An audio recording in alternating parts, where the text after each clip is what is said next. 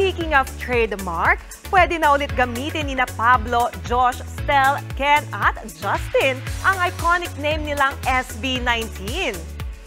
Yan ay matapos nilang ma-settle ang kanilang ownership sa trademark na SB19 sa pamamagitan ng fair and equitable resolution sa dati nilang agency na Show BT Philippines. Kaya sa pahayag ng bago nilang label na 1Z Entertainment, nagpasalamat ang SB19 members sa suporta na natatanggap nila mula sa mga 18.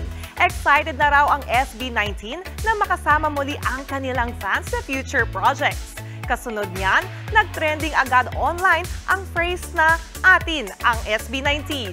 Una nang napansin ng fans ang pagtanggal ng members sa kanilang IG bio at names ng salitang SB19 matapos silang umalis sa Show BT.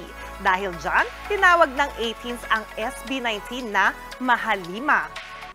Mga kapatid, Jania Lipon po, laging maging updated sa latest sa entertainment and lifestyle para maging una sa balitaan. Bisitahin at mag-subscribe na sa social media pages ng News 5.